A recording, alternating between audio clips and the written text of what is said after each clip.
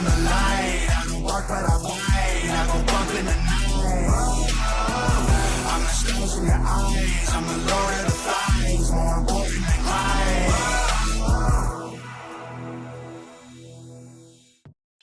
Hey everybody, Moofburger here, and welcome to my review of Forza Horizon 5.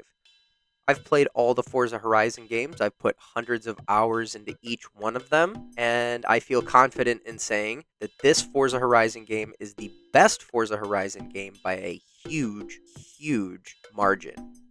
Let's start with the graphics. The graphics are surprisingly good considering that this is running on the same engine as Forza Horizon 4. The weather effects are beautiful, the lighting is beautiful, the reflections are beautiful, the cars are beautiful. All in all, very good looking game, very pleased with it.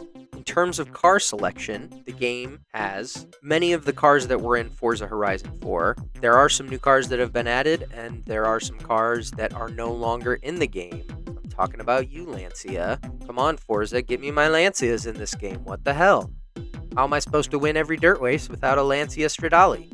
No, but seriously, that being said, the cars are really, really good in this game. They seem to have been balanced a lot more than they were in Forza Horizon 4, which is not to say that there aren't cars that aren't broken, because there are cars that are definitely broken in this game, as in cars that punch above their weight limit when upgraded a certain way.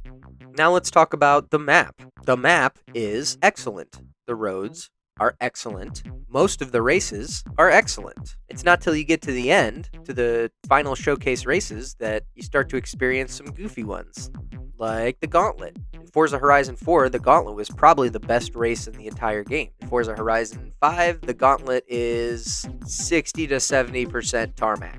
Yeah, not the best look for the Dirt Race Championship. The Colossus is awesome. The Titan is awesome. The Goliath is awesome. The Marathon is awesome. The Juggernaut, it's okay. It feels like they kind of slapped it together, and it's very hard to complete it with 3 stars. Now, the game has seen its fair share of issues on launch week. The netcode is horribly fucked. Staying connected to a server is almost impossible. If you play a race and finish it, when you get back into the game, or if you enter a menu, you get a disconnected from server notification that will keep popping up and keep going. And it'll even stop your car when you're driving, just dead in its tracks, and make you wait. So hopefully the netcode problem gets figured out soon, but they've had netcode issues since Forza Horizon 1. So, I think they'll make it playable, but I don't think they'll make it great in terms of the connection issues. The second issue I'm having is specific to PC and even more specific to AMD graphics cards. I have to run the game in windowed mode, or it runs at 30 frames a second in full screen. And the loading screens will freeze up when I am loading either into the game or loading certain assets like tires or paints. The game will just freeze for 5 to 30 seconds and then continue working. It has never caused my game to crash, but it does get kind of annoying, especially considering I have a very nice PC and it should be able to just slap the crap out of loading screens and loading assets. I also get a high memory usage warning that is a false positive. It doesn't seem to be very good at reading the diagnostics on my system. It tells me I'm using 18 out of 16 gigs of memory, but when I actually check, I'm only using 11 of 16. So I don't know if it's adding the virtual memory onto the dedicated memory and adding up the total, but whatever it's doing, it's reading it wrong every single time. The drivatars in this game seem to be just as fucked as they have been in previous games. They will drive you off the road on purpose all the time, which, this is an arcade racing game, like, get used to it and get over it. They also added a new difficulty mode between expert and unbeatable, that difficulty mode being pro. Definitely a good difficulty. It's right on the cusp. It's for those people who play on expert and win, but play on unbeatable and get 5th. This might provide a little bit better challenge for your skills if you're in that mid to high tier difficulty range. Another good thing about this game when comparing it to a game like Forza Horizon 3 or Forza Horizon 4 is that in Forza Horizon 4, for example, you had to play 4 to 6 hours of the storyline before you could play online with your friends, do the festival playlists, and all those fun things. And there are still some locked activities in the online that are locked behind completion of the game, but you can still do them if you're in a convoy with someone who has beaten it. But when I picked up the game, within 2 hours, I had unlocked the Colossus and the Goliath, which were the two races that I was interested in running mostly. I prefer road races and dirt races.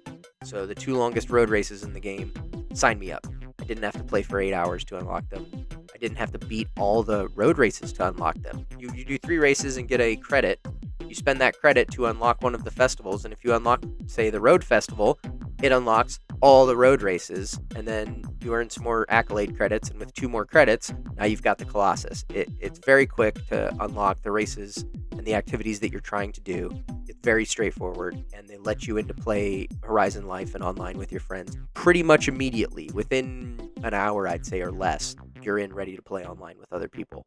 It's very conducive to playing with other people and connecting with other people. There's also a new mechanic to gift cars to other people, to leave cars in barns, like barn finds, but for people who have just beaten the game, or returning players, or new players, or just anybody, you can gift cars. And I'm not sure what you get out of it besides feeling good and a little thing called a kudo that I don't think is like a currency or anything. It's just like, oh yeah, you got a kudos. Somebody thank you for giving them a car. It's kind of a cool system. It's kind of nice. A lot of people just put extra crap that they have inside of them, but if you actually put in a decent car, you might get that good Samaritan feeling, and somebody else is going to wake up, get on their barn, and they're going to find, a Ferrari or an AMG Mercedes or something, and they're going to go, wow, cool. Especially new players. Can you imagine getting in the barn and finding an S2 or an X-Class really super dope, fast, or valuable car, that some guy gave you? Like, pretty cool system, and I'm honestly glad they implemented it.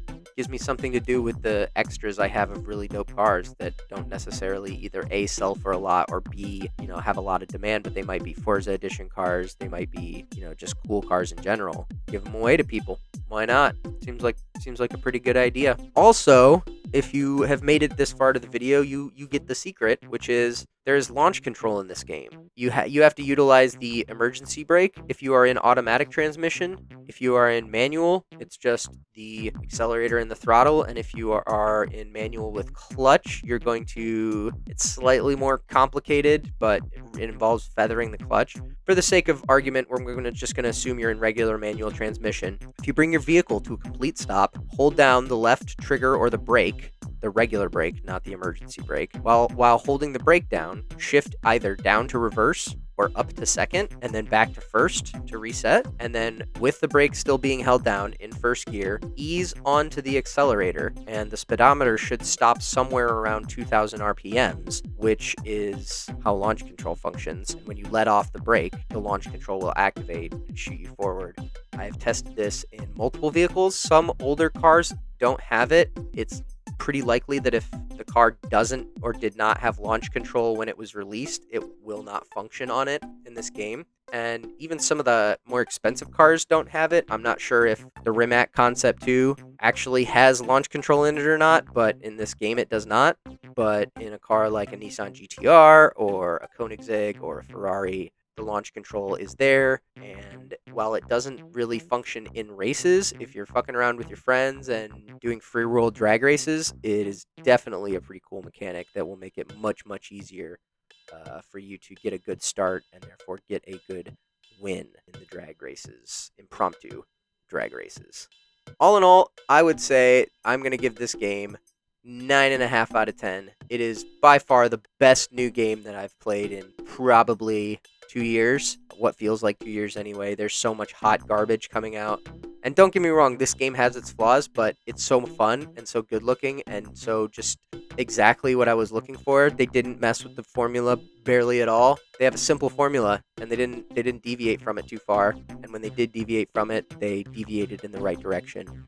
They listened to a lot of the concerns the players had about Forza Horizon 4, a lot of the complaints and stuff, and they seem to have addressed them.